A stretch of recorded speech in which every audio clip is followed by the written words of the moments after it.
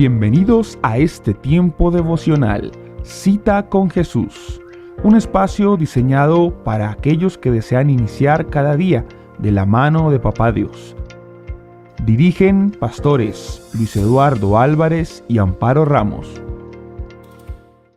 Amado Padre, en el nombre precioso de Jesús, te damos muchas gracias en esta mañana por permitirnos el privilegio de comenzar este día, Señor, en tu presencia.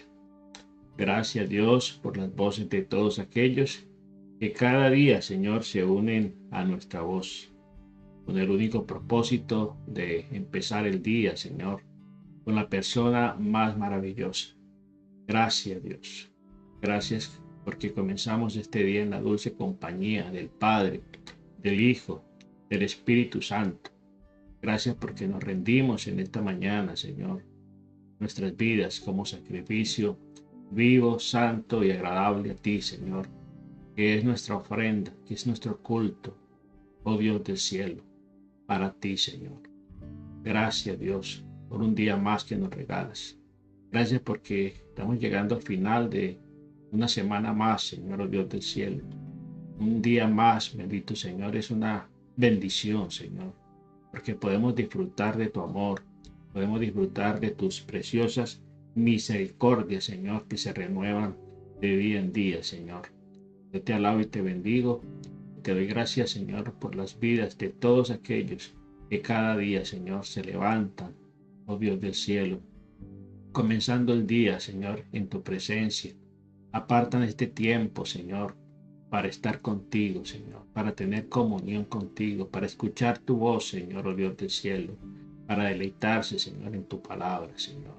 Bendice, Señor, a todos los que están allí, Señor, en Maryland, en Virginia, Puerto Rico, en Colombia, Señor, en Pensilvania, oh Dios del cielo, en el Ecuador, en el Perú, Señor, oh Dios del cielo, allá en España, Señor. En todos los lugares, bendito Señor, donde llega, Señor, oh Dios del cielo, esta transmisión, Señor, oh Dios del cielo. Y donde hay corazones dispuestos, Señor, envía tu bendición. Envía, Señor, oh Dios del cielo, tu bendición, Señor, rica y abundante sobre esas vidas, Dios del cielo. Yo te alabo y te bendigo y te pido, Santo Espíritu de Dios, que en esta mañana tu palabra sea propicia, Señor, a la necesidad que cada persona esté experimentando en este tiempo, Señor. Que tu palabra sea propicia, Señor, oh Dios del cielo, a la necesidad, a la oración, a la petición, a la súplica, Señor, que cada persona tenga, Señor, allí en su vida, en su corazón, Señor. Gracias, Dios del cielo, nosotros te alabamos y te bendecimos y te pedimos, Santo Espíritu, que tú, Señor, oh Dios, nos abras los ojos del entendimiento, nuestros oídos espirituales y que podamos atesorar, Señor, tu palabra en nuestro corazón, Señor. Que nuestro corazón sea como ese buen terreno, Señor, que recibe la preciosa semilla, Señor, y que produzca tanto a 100, 60 y a 30 por uno, como dice tu palabra, Señor, oh Dios del cielo. En el nombre precioso de Jesús, no permitas que el maligno, Señor, nos arrebate tu palabra, Señor, oh Dios del cielo. En Cristo Jesús te damos gracias, Señor. Amén, amén y amén.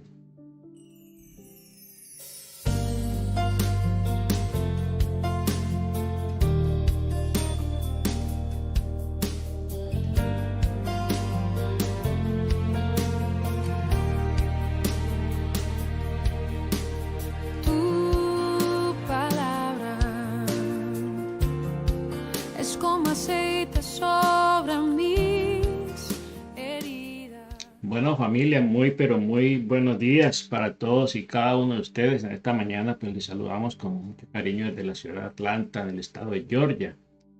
Este día 16 del mes de marzo. No sin antes recordarles que hoy 6 de la tarde, 6:30 de la tarde, estaremos en nuestro tiempo de reunión familiar unánimes. Sí, para que terminemos pues esta semana, este fin de semana, comencemos este fin de semana pues en la presencia del Señor, adorándole, exaltándole, glorificando su santo nombre y deleitándonos a través de su bendita palabra. Esta mañana tengo la bendición de compartir con ustedes el tiempo devocional Y le hemos titulado a esta meditación, hemos titulado esta meditación Restaurando el altar caído. Restaurando el altar está caído. Es muy importante que nosotros entendamos que el Señor en la Biblia nos habla de los altares y vamos a remontarnos al comienzo, ¿cierto? Al libro de Génesis, cómo los altares comienzan a tomar una connotación muy importante, muy relevante en la vida del pueblo de Dios, en la vida de los siervos de Dios, en la vida de los hijos de Dios. Y encontramos aquí en la Biblia que el primer altar, pues lo encontramos allí en el libro de Génesis, en el capítulo 8, versículo 20. Se habla en primer lugar de el altar que construyó Noé, una vez el Señor salvó a su familia del diluvio, ¿cierto? Entonces encontramos que los altares eran muy importantes porque significaban el lugar donde se conectaba el mundo espiritual, el mundo divino, ¿sí? Y lo humano. Era como ese punto de enlace, ese punto de comunicación, ¿cierto? De contacto, de enlace, de contacto, era el altar. Luego tiene una connotación muy relevante, muy importante y eso pues no ha perdido el significado, el simbolismo. Era un lugar de adoración y sacrificio. Es muy importante que tengamos en cuenta estos dos aspectos, adoración y sacrificio. Eh, Cuando se habla de sacrificio, entonces nos trae a memoria de que ya no estamos en la ley, estamos viviendo en la gracia. Pero la palabra sacrificio, ¿sí? Eh, la podemos reemplazar como ofrenda, ¿sí? Porque sacrificio es una ofrenda, ¿sí? Recordemos que Abel ofreció a Dios más excelente sacrificio, ¿sí? Que su hermano Caín, ¿sí? Y la gente construía altares como forma de recordar las cosas que Dios había hecho para ellos. Entonces los altares se levantaban como un memorial que recordaba, ¿cierto? Que les permitía al pueblo y a las generaciones recordar lo bueno que Dios había sido con ellos. Luego es muy importante que nosotros entendamos, que nosotros comprendamos lo importante que son los altares. Vivir una vida de altar, establecer en nuestra vida un tiempo de altar, este tiempo devocional personal o el devocional cita con Jesús, contribuye para que nosotros tengamos esos tiempos de levantar ese altar ahí en su casa. Un altar que se levantaba en ese tiempo con piedras, ¿sí? Pero hoy nosotros podemos levantar un altar con un tiempo, con este tiempo especial. El devoción de cita con Jesús es un tiempo especial, es un tiempo de altar, es un tiempo donde nos permite nosotros como humanos conectarnos con la fuente del universo, con la fuente divina, con Dios mismo, permite establecer ese contacto. Entonces, el altar era un lugar de adoración y sacrificio y la gente construía altares como una forma de recordar pues, las cosas que Dios había hecho, los favores, los milagros, la provisión que Dios le había hecho, que le había dado al pueblo. Entonces, la palabra altar, como les decía, pues aparece por primera vez en la Biblia, en el libro de Génesis, capítulo 8 del libro de Génesis. Encontramos aquí cómo, cómo Noé, ¿cierto? Tuvo la iniciativa, porque Dios le dio a él la instrucción de cómo construir el arca. el arca del testimonio, el arca del pacto, ¿sí? El arca, perdón, del arca de donde se iba a salvar su familia, y donde Dios le dio una segunda oportunidad a la raza humana, porque Dios había decidido destruirla por la maldad, por el pecado que reinaba sobre toda la tierra, y Dios dice que le pesó en su corazón haber creado al hombre, y se había propuesto destruirla hasta que halló a un hombre justo, halló a Noé, y entonces Dios decide darle una segunda oportunidad al ser humano. Dice allí, luego edificó Noé un altar al Señor y tomó de todo animal limpio y de toda ave limpia y ofreció holocausto en el altar. Mire lo que dice a continuación: y al percibir el Señor olor grato, dijo en su corazón: no volverá a maldecir, no volveré a maldecir la tierra por causa del hombre, porque el corazón del hombre se inclina al mal desde su juventud, ni volveré a destruir a todo ser vivo como acabo de hacerlo. Y entonces allí Dios mira con agrado la acción de este hombre llamado Noé. Y dice que este hombre, aparte de edificar el altar, ofreció a Dios una ofrenda, un sacrificio. Tomó todo animal limpio y toda ave limpia y la ofreció en sacrificio, en holocausto, en ese altar. Ahí habla de algo muy importante.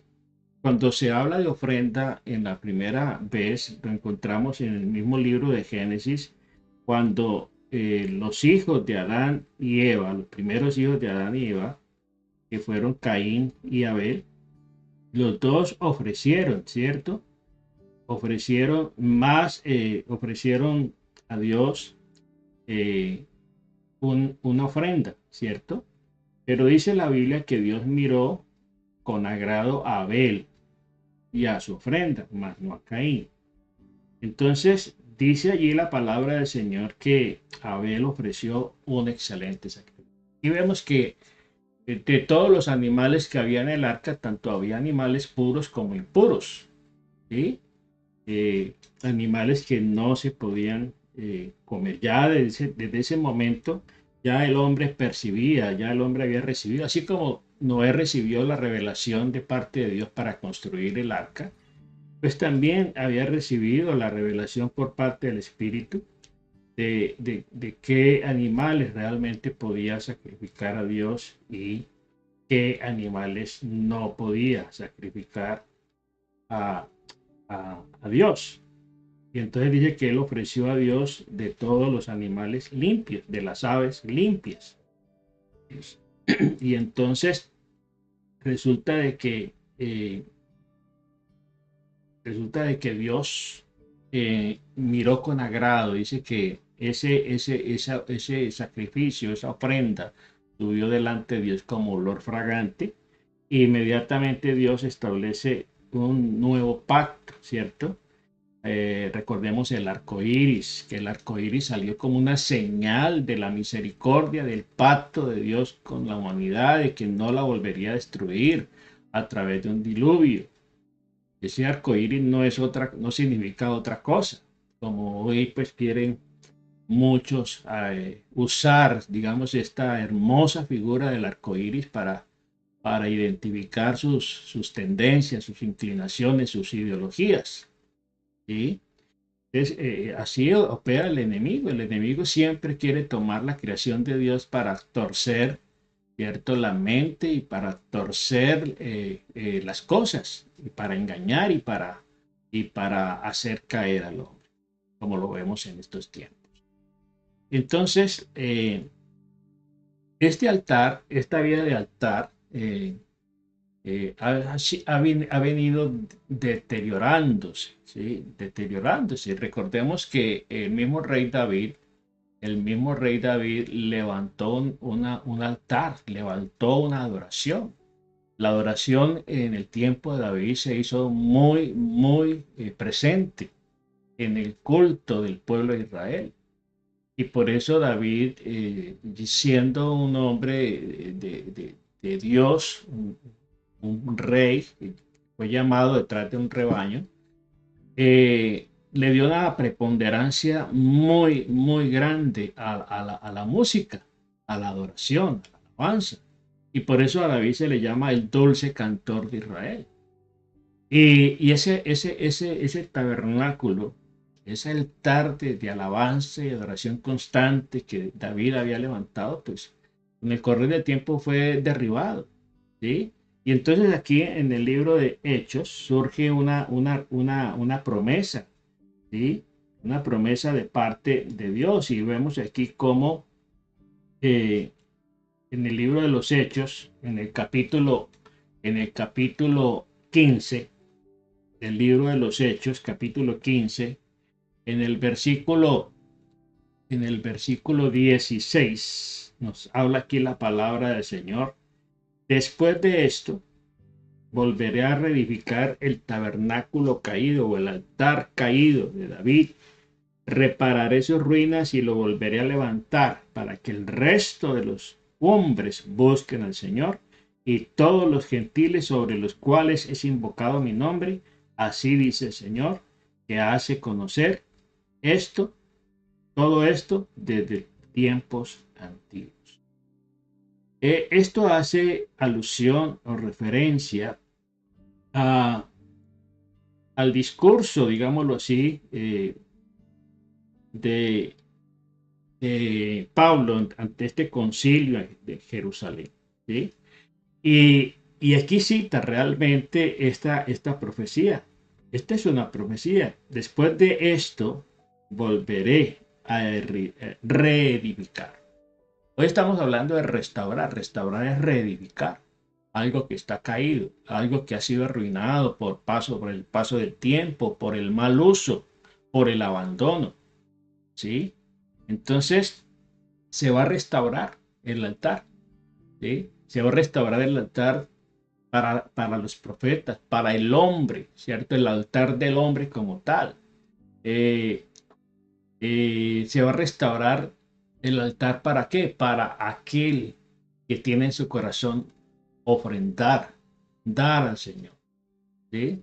Entonces, nosotros tenemos que pensar en algo muy importante, que tenemos que reivindicar el altar, ¿cierto? De la oración. Cuando nosotros nos disponemos para orar al Señor, estamos levantando un altar, ¿sí?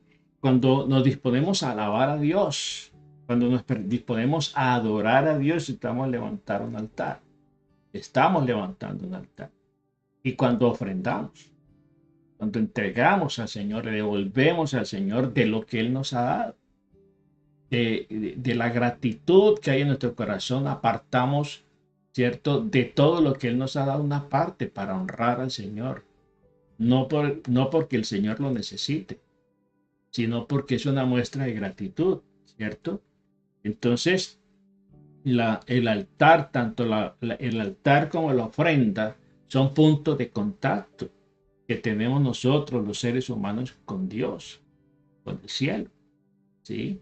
Y por eso el diablo, de una u otra manera, trata de desdibujar la figura, el verdadero sentido y significado de lo que es el altar y de lo que es la ofrenda. Y mucha gente se olvida de eso. Entonces vemos que siempre Abraham fue un hombre de altar, y en la Biblia encontramos todos aquellos hombres que construyeron altar buscando al Señor en gratitud, ¿cierto? En adoración. Fueron personas prosperadas, fueron personas de renombre, fueron personas que atrajeron la presencia de Dios a su pueblo. Y si usted va al libro de los Reyes, encontramos allí que va a encontrar diferentes clases de reyes. Aquellos que creyeron a Dios, que buscaron a Dios, que ofrendaron a Dios, que levantaron y restauraron los altares, que restauraron la casa de Dios, que restauraron el altar, que restauraron los sacrificios, las ofrendas. Durante ese tiempo de esos reyes hubo prosperidad para el pueblo, hubo bendición, hubo paz para el pueblo. Pero cuando se subía algún rey que se apartaba de los caminos del Señor, descuidaba el altar, descuidaba el templo, descuidaba la casa de Dios, la casa estaba completamente abandonada, como el tiempo de caso de Nehemías, que la ciudad había sido destruida, que la casa, el pueblo, la ciudad había sido destruida. Entonces, ¿cómo se busca y Dios propicia personas para restaurar lo caído? Entonces, se debe restaurar y se debe restaurar y se va a restaurar también, ¿cierto? Estos altares. Y el altar personal se tiene que restaurar. Usted tiene que restaurar su relación con Dios, su búsqueda de Dios, tiene que restaurar su comunión con Dios. Se tiene que restaurar eh, la oración, ¿cierto? Familiar, la, la oración congregacional y la oración por el mundo, ¿sí? Recordemos que todo le pertenece al Señor. Entonces, qué importante que nosotros entendamos eh, el significado de lo que es el altar. Eh, Dios va a levantar una generación y es la oración, porque hay una profecía en el libro de Joel. En los postreros días, sí, en los postreros días, dice el Señor, derramaré de mi espíritu sobre toda carne, y los ancianos soñarán sueños, y los jóvenes tendrán visiones, y todo eso se va a cumplir para la gloria del Señor. Entonces Dios va a levantar una generación que va a amar tanto su presencia, ¿sí? Y Dios va a hacer algo tan grande, tan sobrenatural. Dios dice, estoy tan necesitado de buscar gente, de buscar personas en las cuales pueda yo depositar mi gloria, en las cuales yo me pueda magnificar, ¿sí? Hay una canción de Marcos Vidal, ¿sí? Que habla precisamente de eso, ¿sí? Eh, de cómo Dios añora personas como Daniel, cómo Dios añora personas como José, la integridad de José, ¿sí? En la valentía de Daniel, cómo Dios añora hombres como Elías, ¿sí? Mujeres como Esther, ¿sí? Entonces, en la Biblia encontramos una cantidad de modelos, de gente que vivió en circunstancias muy difíciles, pero decidieron agradar a Dios y marcaron la diferencia. Bueno, hoy por hoy la juventud, la gente anda buscando referentes y resulta de que el mundo les está ofreciendo unos referentes, pero muy distorsionados, muy completamente separados de una manera literalmente, diametralmente opuestos a los propósitos de Dios. Y vemos como las grandes celebridades de la música, del cine, de las artes, del deporte, se han vuelto referentes para muchas personas, los famosos influencers, ¿sí? Que están prácticamente capturando la atención de la juventud y la juventud se está yendo detrás de todo eso. Pero Dios, dice allí la palabra de Dios, la profecía de que Dios va a derramar, ¿cierto? Su espíritu sobre toda carne. Entonces, qué importante que hoy estamos hablando de la restauración. Entonces, el significado de restauración de esto proviene de un verbo latino que se utiliza para denominar la acción, ¿cierto? O efecto de que de restaurar, de reparar, de recuperar, de renovar, de revocar y volver a poner algo en el estado original, en el estado primario, en el estado original.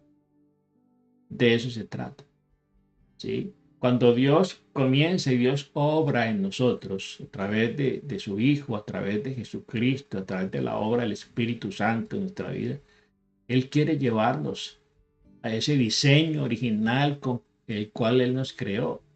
Recuerde que el diseño se echó a perder por el pecado, por la desobediencia del hombre hacia Dios. Y Dios envió a su Hijo a restaurar, ¿sí? Y entonces por eso, pues es necesario morir para que el diseño se materialice en nuestra vida a través de Jesucristo. La persona de Jesucristo en nuestra vida. Esa es la vida cristiana, ¿sí? Dice la Biblia, el apóstol Pablo, si alguno está en Cristo, nueva creación es, nueva criatura. La criatura vieja pasó. La criatura vieja que está viciada con sus pecados y delitos pasó. Y Dios quiere hacer algo nuevo, una persona nueva en nuestra vida. Entonces, eso es restaurar, volver, recuperar, restaurar y llevar algo al estado original, estado primario.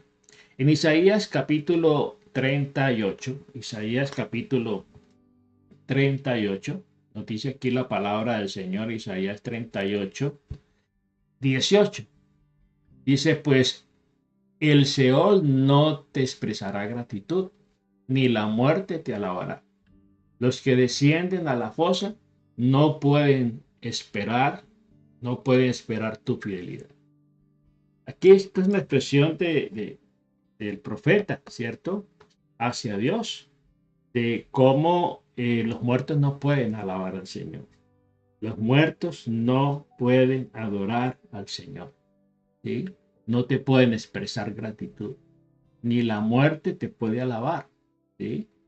Entonces, usted y yo que estamos respirando, como el salmista dice, todo lo que respira, todo lo que vive en este planeta debe alabar a Dios. Y hay salmos, preciosos salmos, figuras de los preciosos salmos, donde nos habla de que la creación alaba al Señor, como los árboles alaban al Señor, como la naturaleza alaba al Señor, como los pajaritos alaban al Señor, como las aguas, impetuosas aguas, alaban al Señor. Entonces, ¿cuánto más nosotros que fuimos creados, que fuimos hechos a imagen y semejanza de Dios, debemos adorar? Porque usted y yo fuimos creados con un propósito. Y dice que Él nos hizo y nos creó a usted y a mí para alabanza, ¿sí? De su santo nombre. Para gloria y alabanza de su santo nombre. Fuimos diseñados para adorar. Fuimos diseñados para servir a Dios, para obedecer a Dios, para agradarle a Dios, ¿sí? Y por eso Él anda buscando adoradores que le adoren en espíritu y en verdad. Entonces, miremos otra vez aquí este capítulo 38 de Isaías. En el verso 18 nos dice aquí la palabra del Señor. Pues el Seol no te exaltará, ni te alabará la muerte, ni los que descienden al sepulcro esperan en tu verdad. El que vive, este te dará alabanza como yo te la doy. ¿Sí? Entonces, es importante que entendamos que si tenemos vida, tenemos que invertirla, tenemos que dedicarla a Él. ¿Sí? Para eso fuimos creados, para alabanza y gloria de su santo nombre. Entonces, qué importante que usted y yo podamos entender esto. Mire, los espíritus inmundos aún confesaban quién era Dios. Tú eres el Hijo de Dios, le dijeron al Señor allí en Marcos capítulo 3, verso 11. ¿Sí? Y siempre que los espíritus inmundos le veían, caían delante de él y gritaban diciendo, tú eres el Hijo de Dios. Y aún los espíritus inmundos reconocían. Ellos identificaban quién era Jesús. ¿Sí? Pero ¿qué pasaba? Que los sacerdotes, los religiosos de aquella época tenían una venda. porque veían en Jesús, era un enemigo, veían a Jesús como un peligro. Sin embargo, los demonios le temían y reconocían quién era él. Tenían más revelación los demonios que los mismos sacerdotes, que los mismos religiosos de aquella época. ¿Sí? Por eso es muy importante entender que sin revelación no hay conversión. Sin revelación no hay verdadera adoración. Sin revelación no hay una ofrenda libre, espontánea, generosa. Sin revelación, la gente hace las cosas simplemente porque otros las hacen. No hay revelación. Un caso bien particular de esto fue cuando en el libro de los Hechos era tanto el mover del Espíritu que la gente se desprendía. Dice que muchos llevaban de sus riquezas, sus propiedades, las vendían y llevaban el dinero a los pies de los discípulos, de los apóstoles, para que repartieran y no hubiera necesitado en medio del pueblo de Dios. Y resulta que una parejita tenían un terreno, una propiedad, y dijeron, se comprometieron, dijeron, vamos a vender la propiedad y entonces vamos a donar todo el dinero. ¿Sí? Y después de que fueron y vendieron el dinero, se dieron cuenta de que era mucho dinero. Y entonces, ¿qué dijeron? No, pues saquemos una partecita y llevemos esta partecita para allá, para la obra. ¿Y qué pasó con esa parejita? Ananías y Zafira. ¿Sí? Recuerden, Ananías y Zafira. Búsquelo en la Biblia. Y entonces, ¿qué sucedió? Que cuando Ananías llevó la ofrenda, entonces el Señor le dice a través del apóstol, eh, ¿acaso no vendiste la propiedad en tanto? Pues sí. Entonces, ¿por qué sustrajiste? ¿Por qué sustrajiste de lo que le habías prometido al Señor? Y dice que este hombre cayó muerto. Y después vino su esposa y también cayó muerta. ¿Por qué? Porque ellos hicieron este compromiso, no porque les había sido revelado lo importante de la ofrenda, sino porque no quisieron desentonar, porque no quisieron quedarse atrás, porque no quisieron, simplemente quisieron imitar la conducta y las acciones de otros que estaban haciendo. Y por eso hay mucha gente que se frustra en la vida cristiana, porque no hace las cosas por revelación y terminan desencantados, desilusionados, porque lo que no procede de la fe es pecado. Lo que no procede de la fe es pecado. Sin fe es imposible agradar a Dios, porque el que se acerca a Dios tiene que estar convencido de que Él existe, de que Él es galardonador de los que le buscan. ¿Sí? Entonces, usted no haga las cosas porque otros las hacen. Haga las cosas cuando el Espíritu Santo, cuando usted tenga la revelación, cuando el Espíritu Santo venga y le alumbre el entendimiento y esa palabra veja su corazón, obedezca. Ay, sí, obedézcala. ¿Sí? No se resista a obedecerla porque usted ya tiene la revelación. ¿Sí? Y por eso mucha gente es tan inconstante, tan insegura a la hora de ofrendar. Y prefieren escuchar las mentiras del diablo. ¿Sí? Prefieren escuchar a muchas personas que hablan dándole una mala interpretación a la palabra del Señor.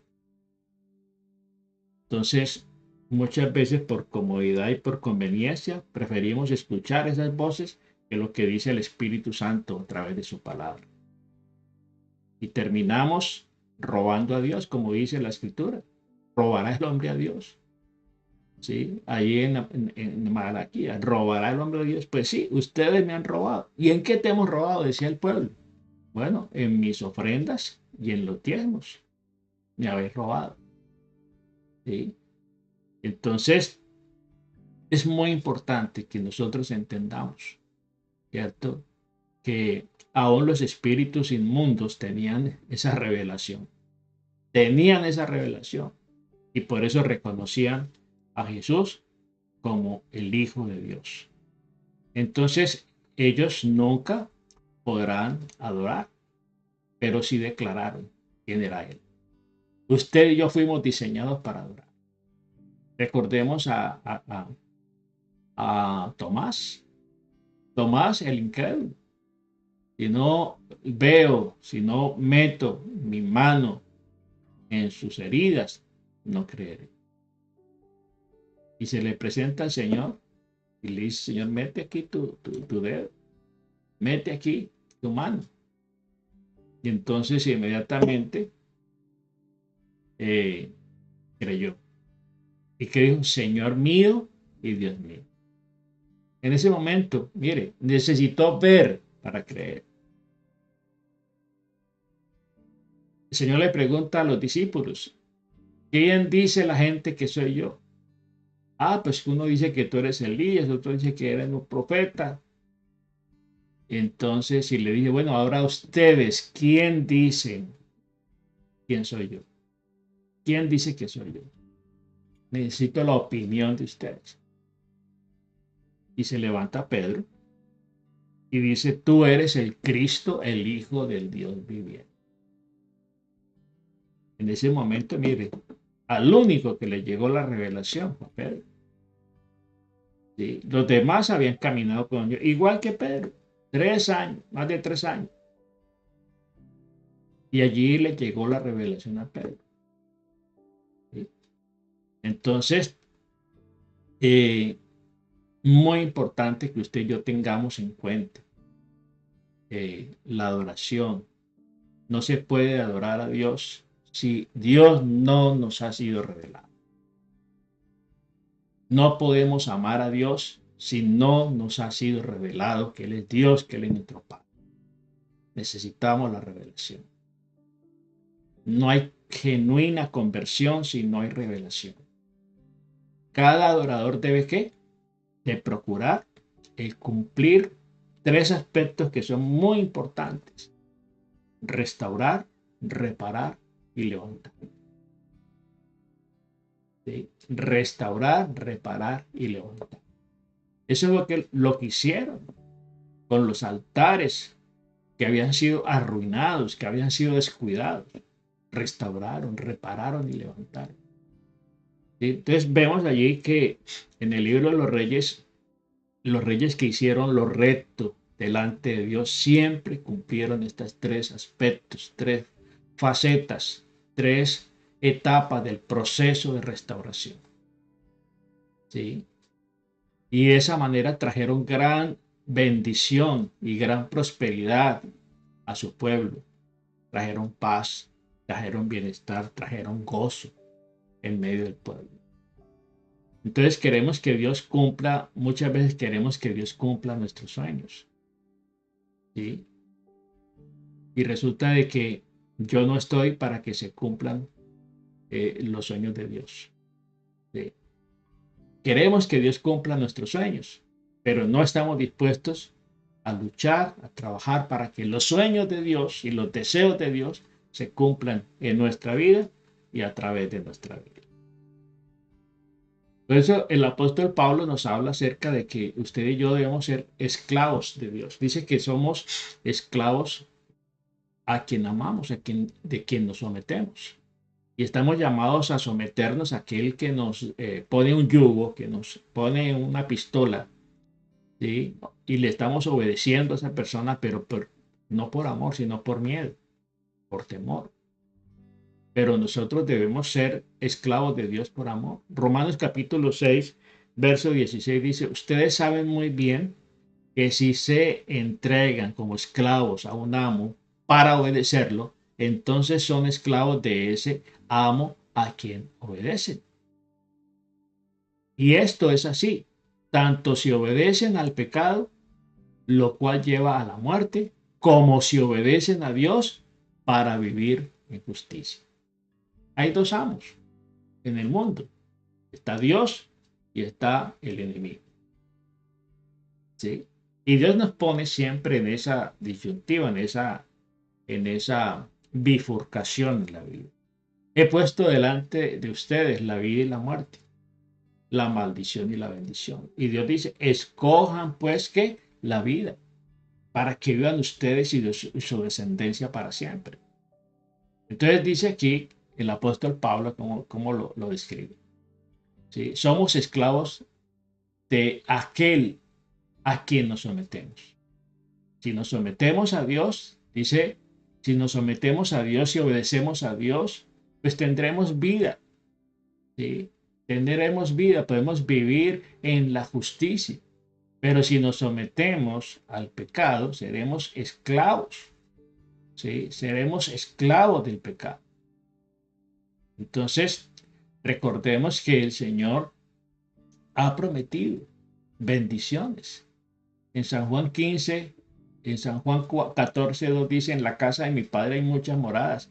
Si no fuese así, os lo hubiera dicho, porque voy a preparar un lugar para vosotros. ¿Para quiénes? Para los que han decidido creerle a Él, obedecerle a Él, someterse a Él. Entonces, la restauración, la corrección, el castigo o la disciplina, ¿sí? Azotes, todo padre que ama a su hijo lo debe disciplinar. Y aquí juega un papel muy importante, que en la restauración juega un papel determinante la disciplina. Si queremos restaurar, en la restauración hay que disciplinar, porque muchos altares se han derribado, se han arruinado por la falta de disciplina, porque el pueblo no fue disciplinado, porque los padres se olvidaron de disciplinar a sus hijos, porque las autoridades se corrompieron. Entonces la restauración necesita corrección. Tiene que corregirse el curso de las cosas, enderezar lo que está torcido. Se debe aún también establecer disciplina. Y muchas veces los reyes que caminaron en esa senda de la restauración pusieron disciplinas y pusieron castigos, y aún el que no se sometía podía morir. Se tuvieron que volver drásticos, establecer normas, establecer pautas que la gente tenía que obedecerlas, porque el pecado de unos pocos podía arruinar el propósito de restaurar. ¿Sí? Entonces, recordemos que la palabra del Señor nos habla de la disciplina. En Hebreos capítulo 12, verso 8 dice, pero si os dejareis sin disciplina, de la cual todos han sido participantes, entonces sois bastardos y no hijos. Si usted se considera hijo de Dios, pues bienvenido, porque la disciplina siempre estará presente. Y la disciplina cumple un propósito muy importante, ¿sí? ¿Por qué? Porque lo que hace la disciplina es que nosotros mantengamos el curso, mantengamos la visión, nos mantengamos enfocados en el verdadero propósito de nuestra vida. Entonces, él dice que si nos dejara sin disciplinas, de la cual todos han sido participantes, entonces soy bastardo. ¿Sí? El Señor Jesucristo aprendió obediencia. ¿Sí? Si el Hijo de Dios aprendió a obedecer, ¿cuánto más usted y yo? ¿Sí? Y nosotros queremos hacer muchas veces como a nosotros nos parece. Entonces, si Dios no nos castiga o no nos disciplina, cuando lo merecemos, como cualquier padre lo hace con sus hijos, es que no somos hijos de Dios, que no pertenecemos a su familia, como dice en otra versión, parafraseada. Entonces, en la tarde, en la noche, en nuestro tiempo de iglesia, de reunión familiar unánimes, estaremos ampliando y profundizando más en esta hermosa visión de la restauración del altar que está caído. Amado Padre, en el nombre precioso de Jesús, te damos muchas gracias, Señor, por permitirnos una vez más, Señor, oh Dios del cielo, meditar en tu bendita palabra, Señor. Gracias, gracias por hablarnos al corazón. Gracias por mostrarnos, Señor, oh Dios del cielo, que el estado de nuestra vida es el reflejo, Señor. Es el reflejo de cómo está nuestra vida espiritual. Y hoy nos habla, Señor, del altar, Señor. ¿Cómo está el altar en su vida? ¿Cómo está el altar en su casa, en su familia? ¿Está caído? ¿Está destruido? ¿Está derribado? Está el altar, pero el fuego está apagado, no hay fuego. En el altar de Dios, el fuego siempre estuvo encendido. En el altar de Dios, el fuego debe estar siempre encendido. Hay altares muy hermosos, pero no hay fuego. No hay oración, no hay unción. Hay altares, pero no hay ofrenda. No hay sacrificio. No se quiere pagar el precio. No se quiere consagración al Señor. Y hay altares que se constituyen en simplemente monumentos, pero no hay vida. No hay vida. ¿Qué estás ofreciendo en ese altar? Recordemos que Caín escogió lo que alcanzó su mano, cualquier cosa, pero Abel escogió lo mejor, lo primero y lo mejor, lo excelente para ofrecer a Dios. Y Dios miró con agrado su ofrenda. Vemos que el primer altar que fue edificado en la Biblia lo edificó un hombre llamado Noé. En gratitud a Dios, en alabanza y adoración y gratitud a Dios por haber salvado su vida, su familia, a través del arca, por medio del arca, lo primero que hizo fue levantar un altar. Cuando la tierra se secó, y ofreció a Dios sacrificio. No cualquier sacrificio.